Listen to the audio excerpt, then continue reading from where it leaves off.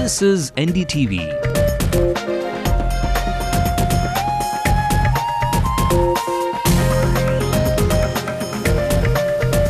And you're watching Ndtv-Hindu.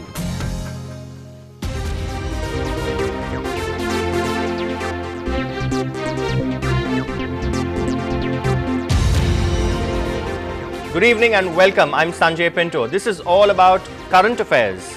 Yes, we've been sweating it out this summer because of those irritating, but some say inevitable power cuts. Our ACs don't run because even if there's no power cut, there's low voltage. Our inverter batteries drain out quickly, defeating the purpose of having one in the first place. That home-cooked meal in your fridge gets spoilt, which is insult to injury given the price rise. Many of us have been told to brace ourselves for a 1-hour power cut, but often it's more than 1 hour. And in some places in Chennai, it's not at the same time every day, so you can't really plan your life. Then there's that 9 to 5 p.m. maintenance work with, of course, that announcement tucked away in a corner of your newspaper. When will all this end? Does the new Chief Minister of Tamil Nadu have glad tidings in store for us? In fact, I asked Ms. Jayalalitha this question at a press conference this morning and there was hope in her reply. Ask me this question in 2 weeks, she answered. So is this the beginning of the end of all those frustrating power cuts? On the show tonight, we'll give you an expert's view. That's T. Ramakrishnan, Senior Assistant Editor of The Hindu, who has been tracking the power scenario in Tamil Nadu for more than 15 years.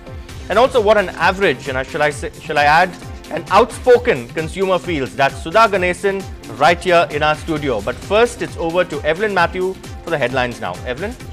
Thanks very much indeed. 8 on the clock. These are our top stories from the city and the state tonight. The arrest of Karunanidhi's youngest child shows on the upset and frail patriarch. Kanimuri's first family gets emotional after her bail plea is adjourned. But no politician can be given any leeway because she's a woman, says Amma, even when Sonia Gandhi feels for her. You cannot expect any leniency to be shown because one is a woman. That's all. Leader is also concerned. We are all concerned that a lady being inside the jail. 9 special teams of the CBCID get down to investigate former Minister Mariam Pichai's death. Those with him will be questioned as well. The city sweats it out on the hottest few days of the summer with no electricity in different parts of Chennai. Is TNED listening? Amma promises respite in 2 weeks' time. You can ask this question after another 2 weeks.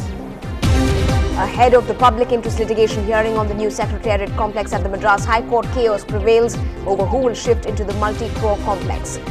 Destination Wankhede Stadium tonight as the Royal Challengers take on the City Boys Chennai Super Kings. They win the toss and elect to bat.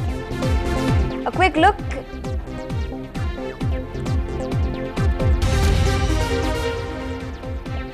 A quick scan of what's making news and headlines across the country and the world. India says Headley's testimony indicting the ISI for its role in the Mumbai attacks. He names 2 ISI majors. Tawahur Rana's wife speaks to NDTV, rejects Headley's testimony, says he's not the man she knew.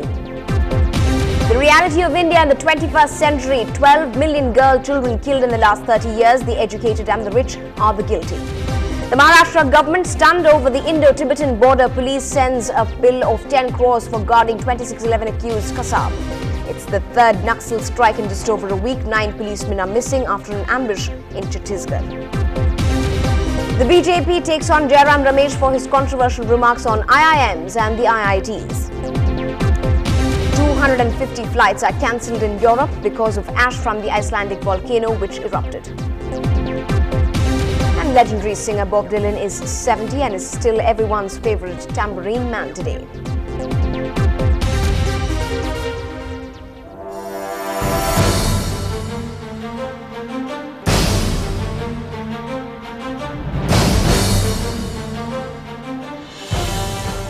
Over to our Executive Editor, English News, Sanjay Pinto, for our pick of the story of the day and the big question on everyone's minds. Thank you very much, Evelyn, and to all our viewers. If you're actually watching this bulletin, consider yourself lucky that you have actually power to watch it, or your inverter battery is still not drained out. But there has been considerable outrage over outages here in Chennai, and Lokpriya Vasudev and my colleague spent an afternoon with a family in Chennai, a typical family in Chennai, and this is what exactly they experience. This is what all of us go through every day. Take a look. Prema, a homemaker, is finding it hard to stay at home this summer. The long and erratic power cuts have almost short-circuited her daily routine.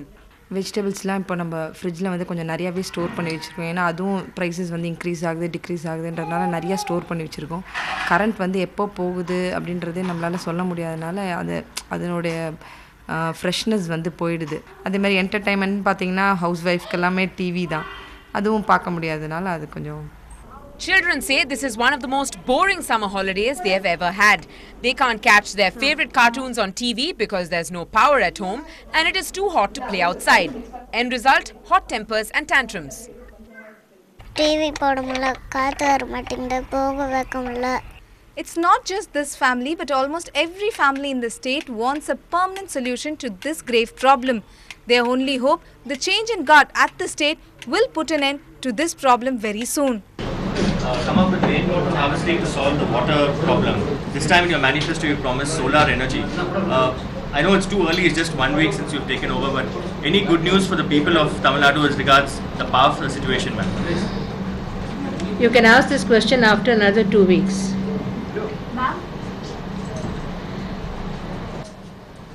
தமிழக மக்களை பொறுத்தவரை தமிழக மக்களுக்கு நான் ஒரு நல்ல செய்தியை தெரிவிக்க விரும்புகிறேன். மின் பற்றாக்குறை பிரச்சனையை தீர்க்க துரித நடவடிக்கைகளை எங்கள் அரசு எடுத்து வருகிறது. அதனால் விரைவிலேயே ஒரு நல்ல மாற்றம் தெரியும் என்பதை மக்களுக்கு தெரிவித்துக் கொள்ள விரும்புகிறேன். Experts tell us we have a shortfall of nearly 26%, although officials try to reduce the deficit with better management. It is not enough to bring it up to current requirement. However, if the Chief Minister's promise is anything to go by, then the state will soon be shown a way out. In Chennai with Lokpriya, Natasha for NDTV-Hindu.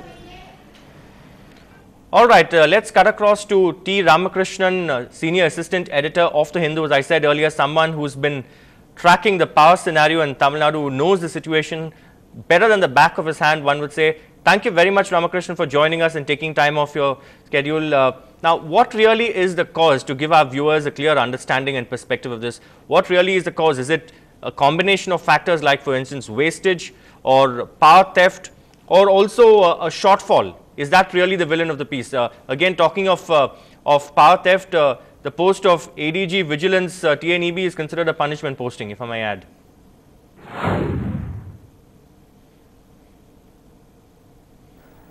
Essentially, it's a gap between supply and demand, but this has been in the making for last 3-4 years, and of course the previous government said that it was the ADMK government of 2001-06 that didn't take steps.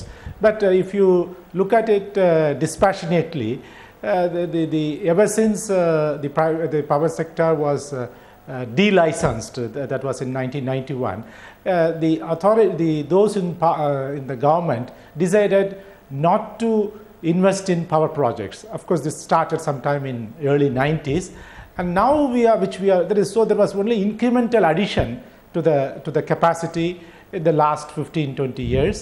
That's number one. So number two is, as you have said, Sanjay, there is a combination of wastage of power plus theft and then transmission losses, which is an area that has not been attended to seriously. All right, Sudha Ganesan, a parent and a consumer. Ma'am, thank you for joining us. The former Electricity Board Chairman, C.P. Singh, would actually lead by example. He used to switch off would not use an air conditioner. The entire family would sleep in one room with just one fan and do his bit to conserve power. A bit over the top, you would say, but are we doing our bit? Because extraordinary situations call for extraordinary measures. Are we as consumers actually doing our bit to save power? I wouldn't say all families are, let's be frank and honest about it, but I would say a major factor would be that the schedule of every member in that family is different. I can speak from experience. You cannot expect them to sleep at the same time and wake up at the same time. The schedule is completely different. Especially you have BPOs and all that. And yeah, BPOs. And then you have journalists also in the family. Journalists, and then you have, people taking up, students taking up exams. They want to study at different hours. Their schedule is different. But of course, I do accept that we can, as a normal citizen, we can definitely do a lot more. So what do you do at home? What do I do? Sleeping together, there's no, if possible, 3 ACs will not run. Only 2 ACs will run because I can get my son in to the bedroom. Thank God for small mercies. 3 ACs will not run, 2 ACs will run. Yeah, but otherwise it is impossible for you to sleep in an AC and tell the children, no, please just go with the fan. That's not acceptable. You've got to let them have the ACs. Summers are not polite anymore. They're cruel. And I live on the 4th floor with the terrace on top. What do you expect the children to do? If they're not having a good night's rest, or my husband doesn't have a good night's rest, how is he supposed to function the next day? So all that, the quality of life definitely depends on your quality of sleep. There's no two things about it. So you need a good night's rest, and definitely you're going to have the ACs on. All right, Ramakrishnan, again exacerbating the situation as it were are these frequent agitations in Neyveli. That's also a contributory factor, right? Certainly, certainly. In fact, they were not able to take up capacity addition projects because of problems in land acquisition, which in turn affects Tamil Nadu. That is because Tamil Nadu has been the major beneficiary of power from Neyveli. Right. Sudha, again there's discrimination. Chennai city, SEZs, big industries, and suburban areas, tier 1 and 2 and 3 cities, and smaller industries. Yet we complain. We are better off. I mean, 1 hour is not, you can really, I mean, yes, of course, unless you know which hour of the day is going to, they're going to cut off the power.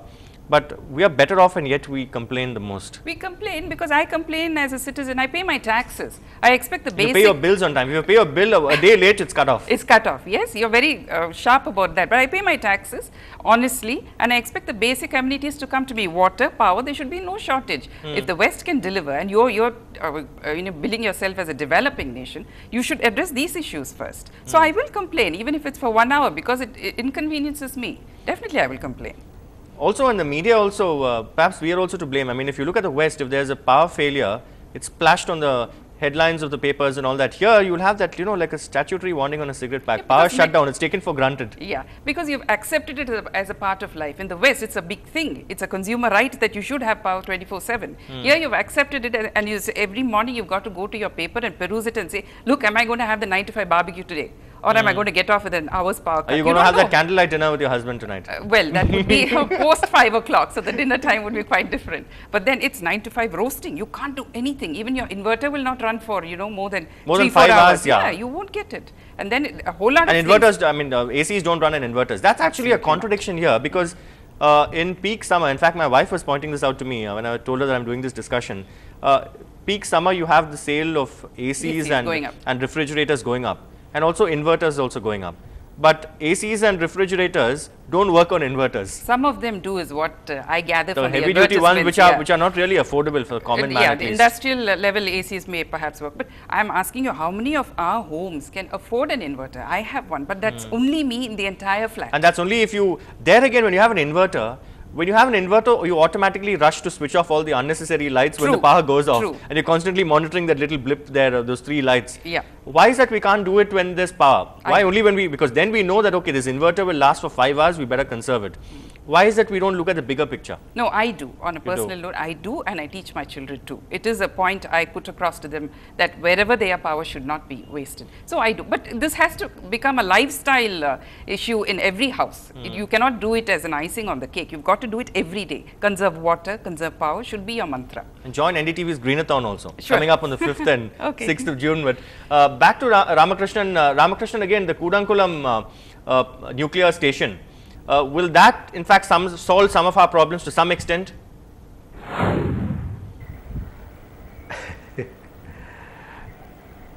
I wish it's available even now, but that's what they said, that some months ago. In fact, if you remember, Sanjay, sometime in September or October, they had a press conference in Delhi to say that it will be commissioned by March. Now it is, we are now in the 3rd week of May. Now they are all telling us it will be ready by December.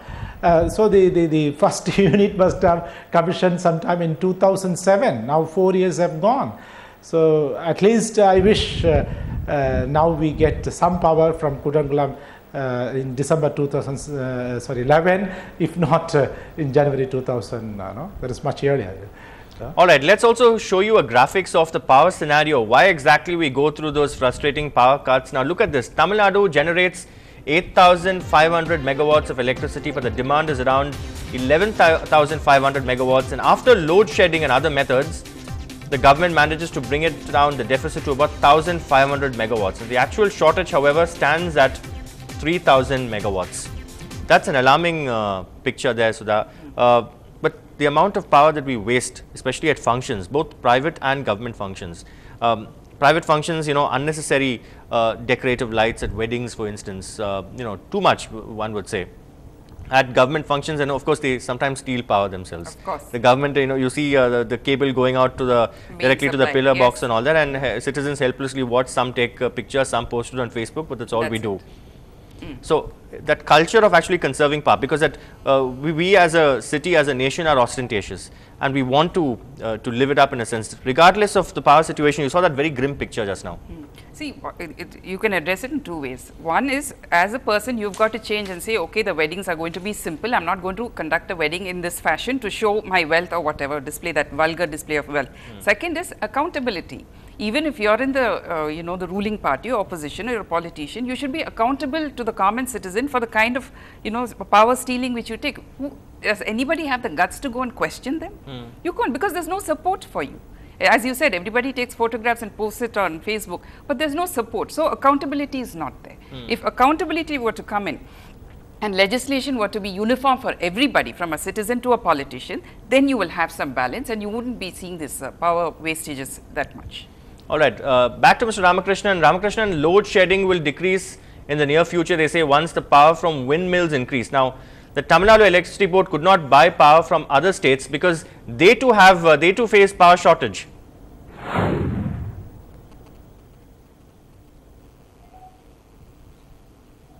Yes, that is. Let us be realistic. I think the government of Ms. Jayalalitha should come out and tell the people, you see, we can manage a shortage only to certain extent, because our deficit, they say it's around 3,500 to 4,000 megawatt. Of course, even if you put it very on the lower side, 3,000 megawatt.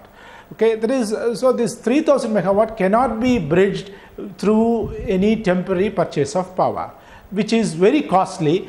And the power traders, particularly in the western northern regions, they know that people in south, there is particularly those in power, somehow they want to supply power to people, so they are jacking up the prices. In fact, what was sold at 7 or 8 rupees per unit in sometime in May 2010 is being sold at 16 or 15 rupees.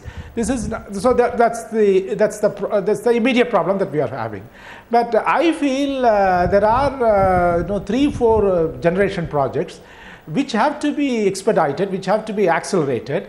And even as per the schedule drawn up by the Electricity Board, one unit, sometime additional unit in May 2 should come in September, some other unit in December, like that. So what they should do is for the next 7 or 8 months, at least by February 2012, they should be able to complete all the ongoing projects, which can be done provided the government gives some extra push and all that. And then there is also the load shedding. To answer your point, load shedding will come down drastically only in February or March 2012. Goodness gracious, that's next year, good Lord. When will load shedding actually decrease, Ramakrishnan? I mean, is it going to really take that long? Because the Tamil Nadu Generation and Distribution Corporation, a subsidiary of the TNEB Limited, once said that they are buying power at the rate of 50 crore rupees a day, but still cannot overcome the power shortage. So you're saying Feb or March next year, even that seems a bit far-fetched. Correct me if I'm wrong. Yes. Yes. Yes, because no, because our shortage is, they say it's about 3,000 megawatt. That's what the officials say. But you will have to take into account the power cut that has been imposed on industries. If you lift that power cut, then the demand will go up by at least by 600 to 700 megawatt, and you are buying power only about some 1,000 megawatt or 1,500, and then you have then load shedding, and then from 6 to 9 you have what they call peak hour restrictions. So the commercial establishments or industrial units, they cannot draw power. They are not supposed to draw power. So if you add up all these things, it will come to at least in my analysis, at least 3,500, which cannot be bridged through short-term or temporary power purchases. But if you are going to tell the power traders that no, I am ready to buy power at any rate, then they will start jacking up the price. Again, the market forces, the so-called market forces will come into force. So I think no government can sustain this temporary power purchase. So the point the only option they have right now is, yes, they will have to go to the people and tell them, you see, this is the position, and what we will do is, we will not show any preferential treatment to any section of people, in the sense either they are in Chennai or Coimbatore or Madurai. All right, even Stevens there, is that possible? Finally, to you, Ramakrishnan, Ms. Jayalalitha, during her campaign, I was there even at Trichy and Srirangam and other places, said that from a comfortable position, Tamil Nadu has now become the capital of power cuts. Would you say that there has been mismanagement in the past?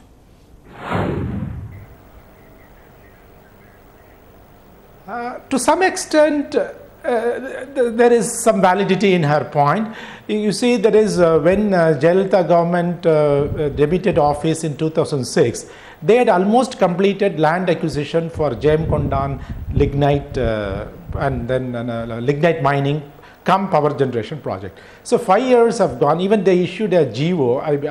The GO might have been issued subsequently, but they took a decision in principle.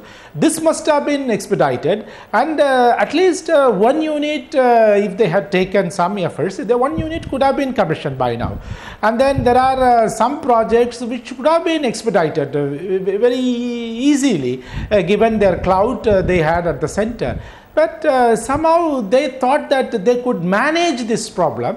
So I think they thought that feeling of, what shall I say, complacency or overconfidence, I think that was also one of the major reasons for the present problem of power shortage.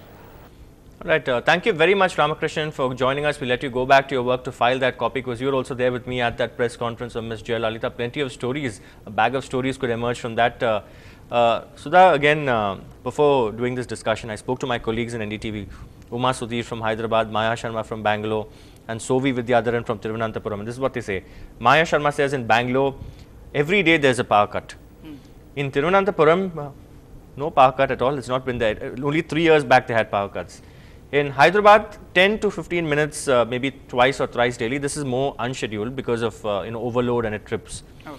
So, in a sense, we have a lot to complain about. If you look at some of the neighboring states, barring of course Karnataka, we have a lot to crib about. So people say that it's an all India phenomenon, why complain about it? That really doesn't hold water, because in any case there's no consolation at all. Just because some neighboring state suffers, it doesn't lighten your burden in any way. No, it doesn't lighten, man. That's my point. I pay my taxes, I expect certain basic facilities to reach me without question, and I take that for granted. And if the neighboring state is not handling it, too bad for them. And if the neighboring state is handling it, hey, why can't we emulate them? It's just that. My stance is that you've got to give me the power. Okay. And there are ways of doing it. I mean, the hardships we face on a daily basis, you could say it's just a 1 hour cut, but as you say, you never know when it's happening. Imagine the elderly senior citizens in a lift, in an elevator, and then the power goes off. Many of them get trapped. They do get trapped. There are lots of problems at various levels. It starts with basically even trying to beat the clock and get your washing and your cooking done. Both partners could be working. That's tough, and you never know when the mixie is going to stop. I live on the 4th floor, and the way the power is cut, my maids and drivers and the gas and the water, they just refuse to come up. They just dumped at that, in the car park, and you've got to figure out a way to get it up afterwards. You know those huge 20-can bottles. These are day-to-day problems, because they're not going to adjust their schedule to deliver the water to your house when there's power. They just do it on their schedule. And all the maids refuse to come up. They're just sitting it out for 1 hour. Who's going to climb? It's not in their job description to climb up. Absolutely. You know, and heaven help you if you've got elderly people or kids. The heat is stifling, and if there's a medical emergency, ambulance may come pronto. But what about transporting the patient down 4 flights of stairs? How are you going to do that? Absolutely. So these are basic necessities, and I insist that every day I have power. You're not doing me a favor by giving me power 24/7. It's what I'm paying you taxes for. So there's no question of compromising in this issue. As I said at the outset of the show, an outspoken consumer. Thank you very much, Sudha, for coming in and sharing your views and talking about the practical aspects, really. Yeah. That's all we have for the moment, but stay tuned, more news coming up. And just to quickly tell you about, eco-friendly measures, for instance, solar energy. Sometimes a solar energy fan, we are told, costs about 3,000 rupees. Why is that eco-friendly measures are really not affordable? That's the question that's worth pondering. Stay tuned to NDTV Hindu.